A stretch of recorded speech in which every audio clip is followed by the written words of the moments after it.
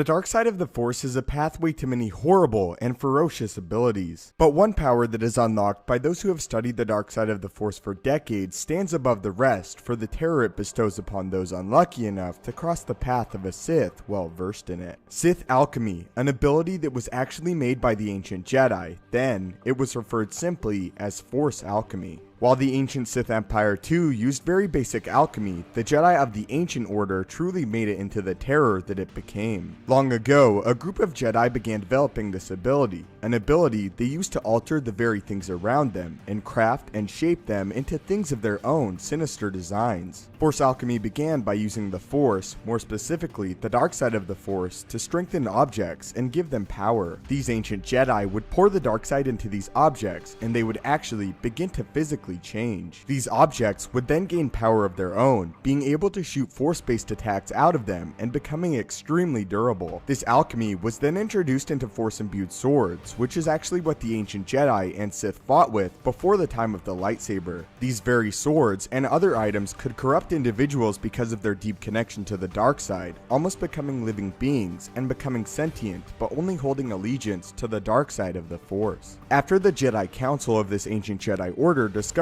that many of its students had been using this new evil ability, they banned its use and threatened to remove any Jedi practicing alchemy. This caused a major split within the Jedi Order, as many of these Jedi believed the dark side should be implemented into Jedi doctrine, especially the use of alchemy. The true Jedi believed this a crime, as it went against everything they believed about the Force and the Force's will. They believed alchemy to be the most evil of all dark side abilities, as it went against wholly what the Force desired and made it slave to an individual's will. The Jedi believed that they should serve the Force, and that all was to be as the Force willed it. But with the use of alchemy, these Jedi would alter the Force and cause it to unjustly serve their very desires. This debate is what sparked the civil war between the Jedi Order, as it split between the Jedi that held the belief alchemy should be integrated into the Order, but larger than that, the teachings of the dark side of the Force itself, and the other half of the Order that believed the teachings should remain the same and maintain their stance in the light. This war lasted for decades and resulted in many deaths, as faithful members of the Jedi Order began referring to their misguided Jedi brothers and sisters as the Dark Jedi. Eventually, the faithful Jedi were successful against the Dark Jedi, and they drove them from known space. Here, these Dark Jedi discovered the Sith Empire, and together, the two orders of the dark side perfected alchemy, and it truly became Sith alchemy.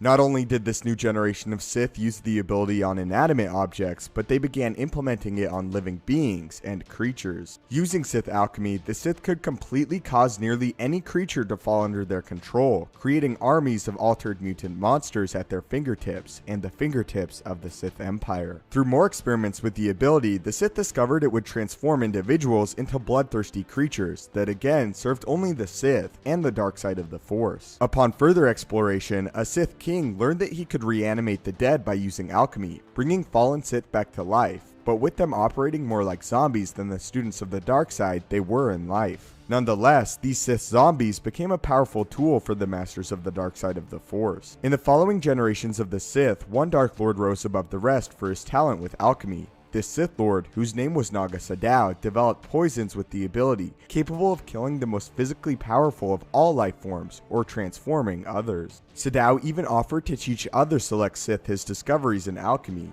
but first he required a sacrifice. But ask me the secrets of Sith alchemy, and I would ask you for 3 measures of blood, one from a person you love, one from a person you hate, and one from yourself. Thousands of years later, the Sith Lord Darth Plagueis considered himself the greatest practitioner of Sith alchemy who ever lived, but later his own apprentice Sidious would put his displays with the ability to shame, claiming the title for himself.